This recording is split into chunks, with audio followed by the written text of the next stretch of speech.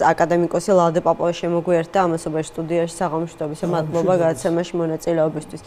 სანქციები მოდის, მოკლედ შეგვიძლია სწორედ აი ასე დავასათაუროთ ის გზავნილები, რომელიც ყოველდღიურ რეჟიმში გვესმის დასავლეთიდან. ჩვენ გვაინტერესებს არა მხოლოდ პოლიტიკურ პროცესებზე რა გავლენას იქონიებს უკვე მოქმედი თუ დაანონსებული სანქციები, ასევე რა გავლენა ექნება ეკონომიკურ პროცესებზე. ამ შემთხვევაში, როგორც სხვა შემთხვევაშიც, ეკონომისტების აზრი ჩვენს ქვეყანაში და ბიზნეს სექტორიც აზრიც ორად იყოფა, ხო? ერთნი ძალიან აპოკალიფტურ სურათს ხატავენ, რომ პოლიტიკური იზოლაცია ქვეყანას რეალურად ეკონომიკური იზოლაციამდე მიიყვანს, შემდეგ დაიწყება ეკონომიკური კრიზისი, ადამიანებს ელემენტარული სახსრების მოძიებაც გაუჭირდება. მეორენი ამბობენ, რომ აი თუნდაც გასული წლის ეკონომიკური ზრდის მაჩვენებლები რომ ავიღოთ მაღალი და დაბალი ინფლაცია, ეროვნული ბანკის განხორციელებული გადადგმული ნაბიჯები და არჩეული პოლიტიკა, ეს ყველაფერი გარკვეულ დამცავ ბალიშს ქმნის ქვეყნის ეკონომიკისთვის. თქვენ როგორ აფასებთ, აი როგორი ეკონომიკური გაზაფხული ექნება ჩვენს ქვეყანას? ძალიან საინტერესო შეკითხვა არის და ამ შეკითხვაზე რომ პასუხი გაგცეთ, რამდენიმე ფაქტორი უნდა იქნას გახედული. ჯერ თავისთავად სანქცია რა თქმა უნდა კარგი არ არის, ვისაც არ უნდა ეხებოდეს. თუ ეს ეხება მაღალი თანამდებობის პირებს, პასუხისმგებელ პირებს, რა თქმა უნდა ეს ცუდია და შეიძლება ამ სანქციას უშუალო გავლენა ქვეყნის ეკონომიკაზე არ ქონდეს. აი როგორც ახლა სანქციები მიღებული იქნა და ნამდვილად ვერ გეტყვით რომ ეს სანქციები აისახა ქვეყნის ეკონომიკაზე. მაგრამ როცა სანქციების რაღაც პაკეტია მიღებული, იმ წელს ჩდება განცდა და მოლოდინი რო არ იქნება სანქციების შემდგომი პაკეტი, ჩვენ ვიცით რომ აგერ რუსეთთან მიმართებაში რომელმაც ომი დაიწყო უკრაინაში და პრაქტიკულად ოკუპანტი ქვეყანა, მის წინააღმდეგ დასავლეთმა 15 პაკეტი მიიღო სანქციების. ღვთისმადლით საქართველოს არაებს არ დასხმიათავს, ოკუპანტი ქვეყანა არ არის, ამიტომ სანქციები მასშტაბის ვერ იქნება რაც რუსეთში, მაგრამ მოლოდინი რომ სანქციები გამძაფრდეს იზრდება, რატომ? იმიტომ რომ დასავლელი პოლიტიკოსები გამოდიან იქნება ეს ამერიკის შეერთებული შტატების კონგრესში თუ სენატში, იქნება ევროპარლამენტში და პოლიტიკოსები ამას ითხოვენ. ამიტომ გამორიცხული რა თქმა უნდა არაფერი არ არის, მაგრამ სანქციების მასშტაბს გააჩნია. მეორე მხრივ, როდესაც სანქციებზე საუბარი, ეს ზრდის რისკებს. ხლა რისკების დაზღვევა როგორ ხდება? უწინარესყოვლისა რისკების დაზღვევის დროს ადამიანები ცდილობენ, ბიზნესი ცდილობს თავისი ანგარიშები, თავისი დანაზოგები გადაიყვანონ სტაბილურ ვალუტაში. ასეთი არის დღეს მსოფლიოში ამერიკის შეერთებული შტატების დოლარი. ეს ბუნებრივი პროცესია, ყველგან ასე ხდება. ბუნებრივია ეს აისახება ეროვნული ვალუტის გაცვლის კურსზე და ჩვენ ამას ხედავთ. მაგრამ აქაც სიტუაცია ნამდვილად ამ ეტაპზე დრამატულია. ანუ ეს არის მხოლოდ ასე ვთქვათ უცხოურ ვალუტაზე გაზრდილი მოთხოვნის შედეგი, იმიტომ რომ დღესაც ჩვენ ნახეთ ოფიციალური გაცვლითი კურსით ლარი დოლართან მიმართებაში დაახლოებით 1 თეთრით გაუფასურდა, თუ ეს არის მათ შორის პერსონალური სანქციების პირდაპირ თუ არა ირიბის შედეგი? არა, დღეს ეს არის როგორ იცით, პოლიტიკური პროცესი ქვეყანაში არ, ეს მარტო სანქციებთან არ არის დაკავშირებული. ჩვენ ხედავთ რომ ლამის 2 თვე არის იმართება ყოველდღიური საპროტესტო აქციები. ყოველდღიური საპროტესტო აქციები, რა თქმა უნდა, გარკვეულ პრობლემებს და საფრთხეებს ქმნის, რომ როგორ განვითარდება, რაში გადაიზრდება და ბუნებრივია ადამიანები ცდილობენ დაიზღვიონ, რისკების შეამცირონ და ანუ შეიძლება დღეს არ იყოს აუცილებელი ის მოთხოვნა არსებობდეს უცხოურ ვალუტაზე, რაც არსებობს, მაგრამ აი სწორედ რისკების დაზღვევის მიზნით ცდილობენ ბიზნესმენებიც და შესაბამისად რიგითი მოქალაქეებიც თავისი დანაზოგები გადაიყვანონ უცხოურ ვალუტაში და ამით კიდევ უფრო ზდიან მოთხოვნას უცხოურ ვალუტაზე. ანუ ამ ქცევით ისინი კიდევ უფრო ხელს უწყობენ ეროვნული ვალუტის გაუფასურებას. იცით, ამ ბოლო პერიოდში ნაცნობები ადამიანები გეკითხებიან ლარის კურსთან დაკავშირებით, რა ელოდება ლარს? ხო, რა ელოდება ლარს? შემიძლია ერთნიშნულად გითხრათ, რომ ცუდი არაფერი არ ელოდება, თუ ყველაფერი გაგრძელდება, თუნდაც იმ დონეზე, როგორიც არის ახლა. მაგრამ თუ რაიმე შეცდომები იქნა დაშვებული, ეს გამწოდდება ამის პროგრესს. რა ტიპის შეცდომებზე საუბრობთ? ანუ შიდა პოლიტიკურ პროცესებზე საუბრობთ თუ რაზეც შედარებით შეიგუძლია დავუშვათ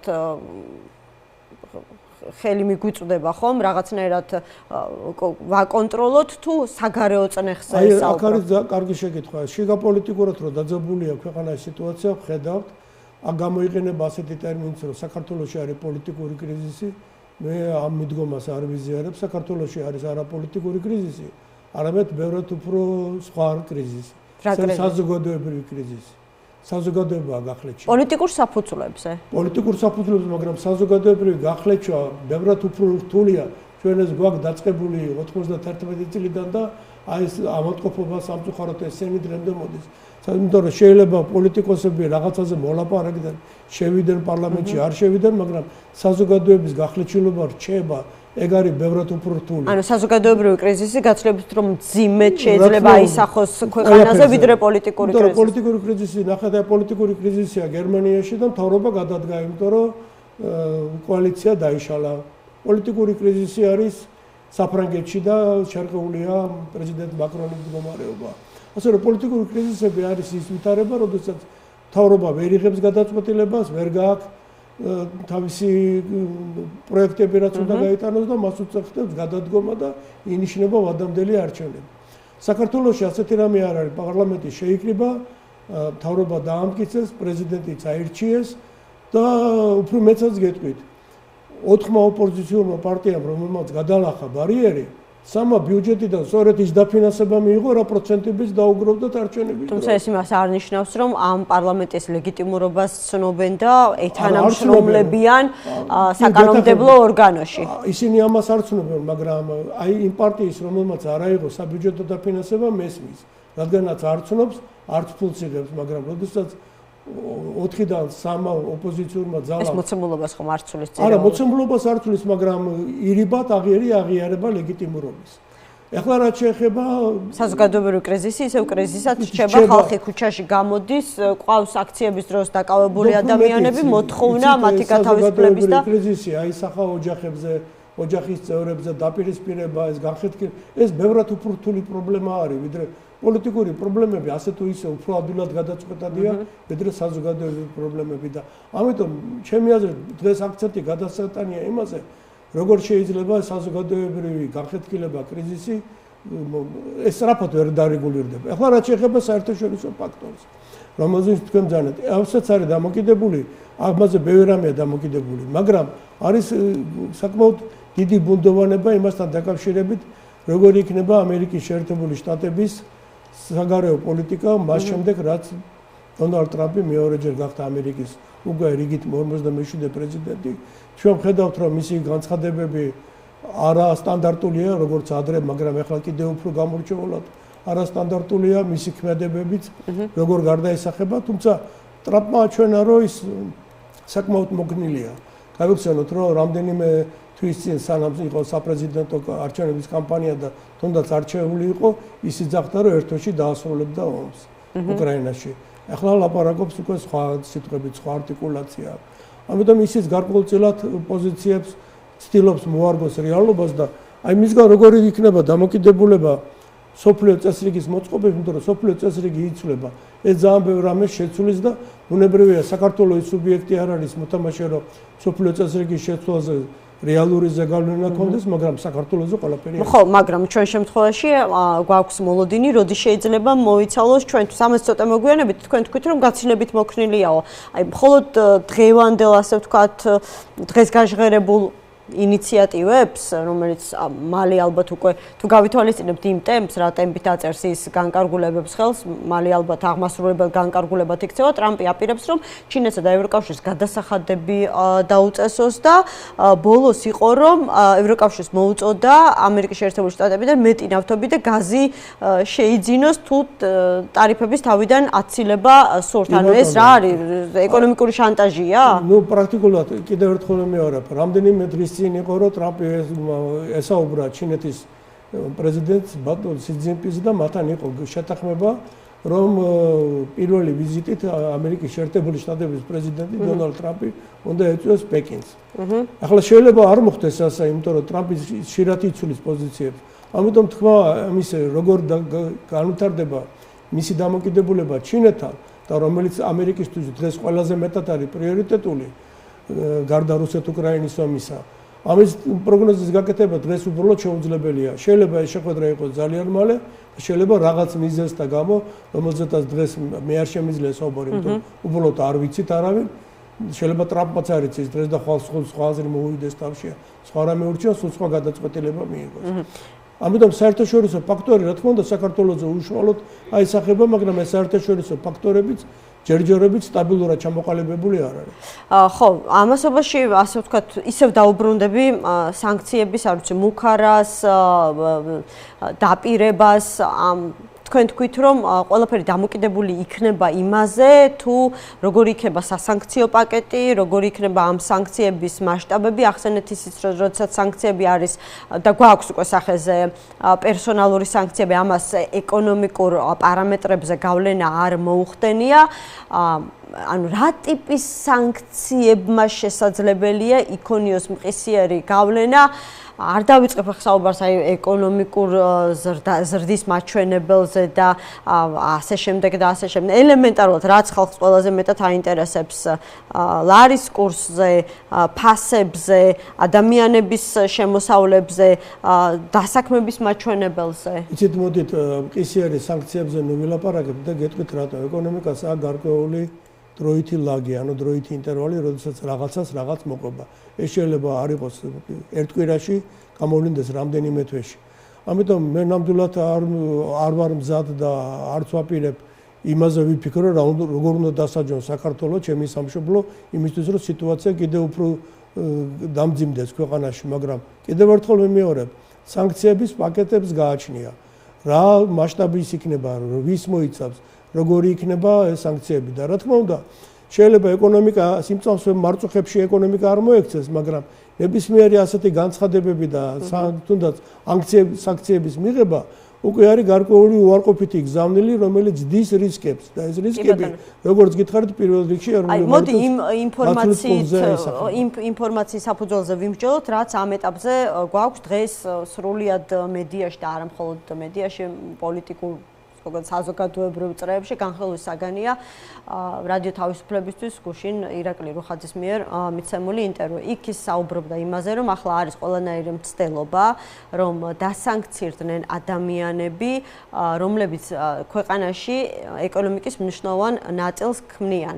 ის საუბრობდა, რომ მხოლოდ მის კომპანიებში, მგონი თუ არ ვცდები, 10,000-მდე ადამიანი არის დასაქმებული. ანუ თუ კი მას უშუალოდ და მის კომპანიებს შეეხება სანქციები, ეს იმას ნიშნავს, რომ შესაძლებელია ამ კომპანიებში დასაქმებულ ადამიანებს შეექმნათ ეკონომიკური პრობლემები, ხო?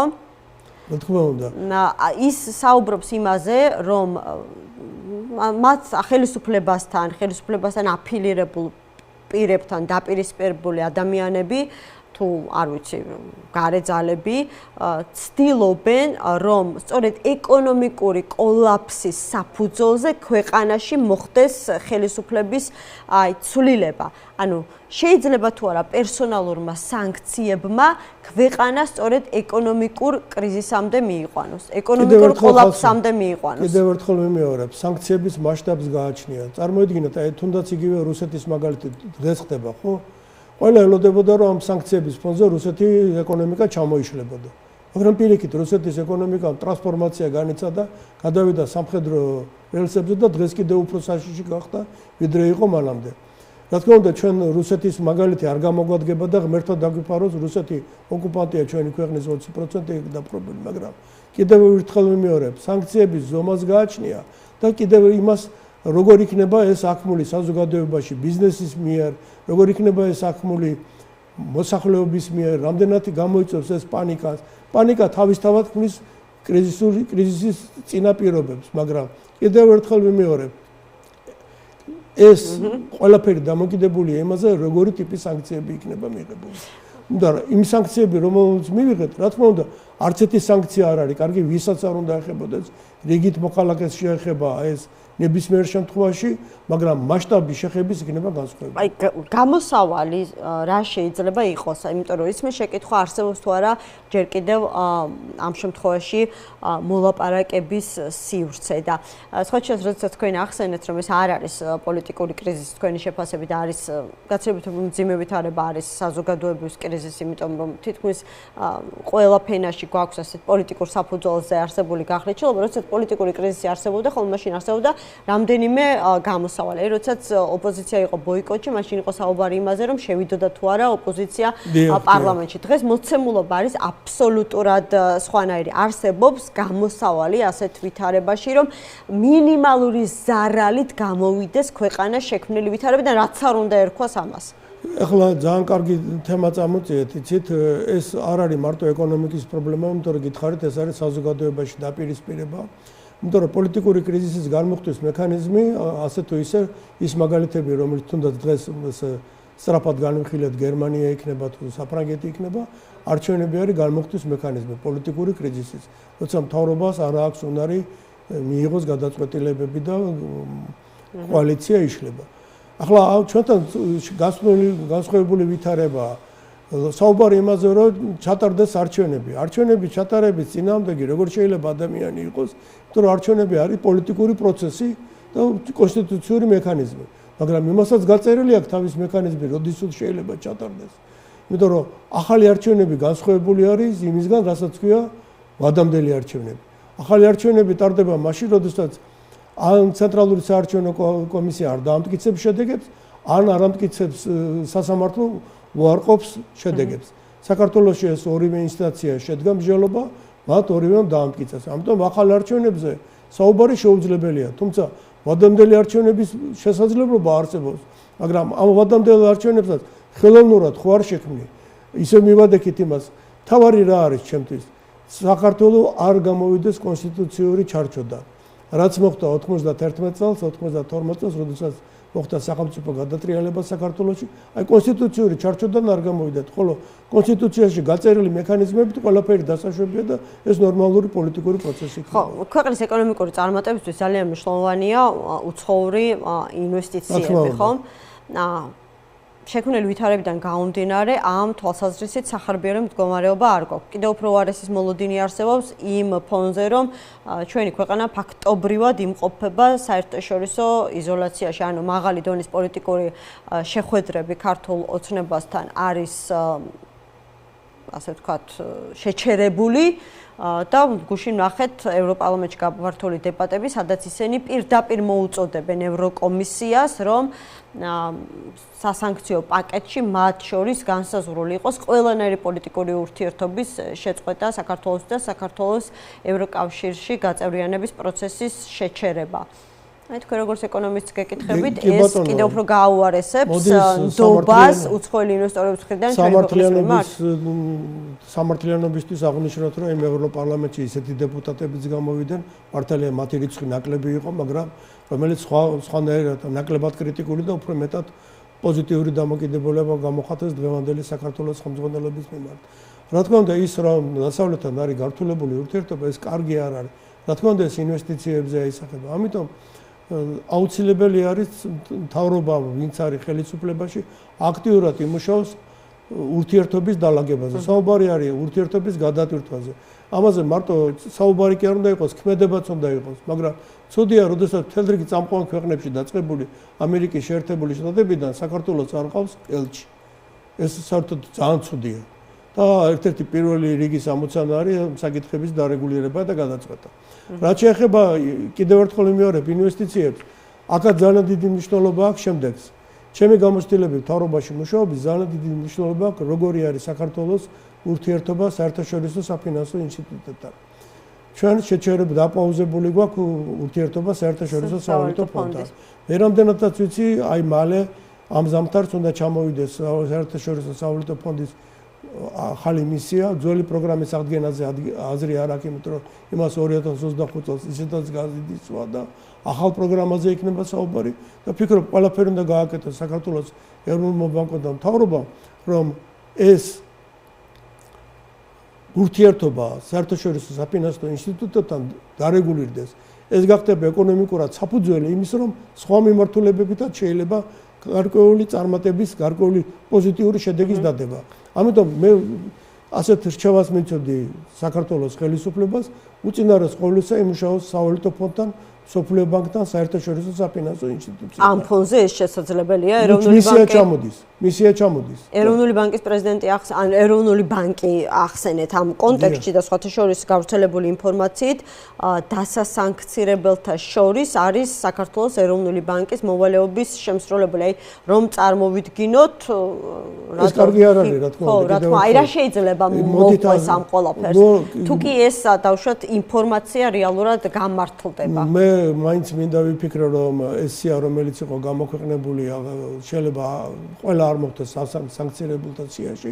ამიტომ ერთ-ერთი ფაქტორი თუ საქართველოს ეროვნული ბანკი მოახერხებს მთავრობასთან ერთად ახალი პროგრამის ინიცირება საქართველოს სავალუტო ფონდთან, ალბათობა იმისა, რომ ეროვნული ბანკი მოექცეს მარწუხებში და რაიმე სირთულეები შეექმნას და ბევრად ნაკლები იქნება. ამიტომ ეს პრიორიტეტული სამუშაო სფეროა საერთაშორისო საფინანსო. ჩვენ ვიცით რატომ შეაჩერა სავალუტო ფონდმა ხომ ეს პროგრამები, მიზეზი გახდა სწორედ ნათია თურნავას ახლანდელი მათ შორის თანამდებობა და მის მიერ მიღებული გადაწყვეტილებები. ანუ მაშინ გამოდის რომ იმისათვის რომ აღვადგინოთ ეს ურთიერთობა საჭიროა ის სტატუს კვო აღდგეს. კარგი ფორმულირება მიეცით. საუბარი არა იმის პროგრამის აღდგენაზე, ახალი პროგრამის შემოღებაზე. რაც შეიწერება იმის საფუძვლად ეს უკვე მთავრობის პრეროგატივაა, რა თქმა უნდა, ეროვნულ ბანკთან ერთად. მადლობა გადაცემაში მონაწილეობისთვის.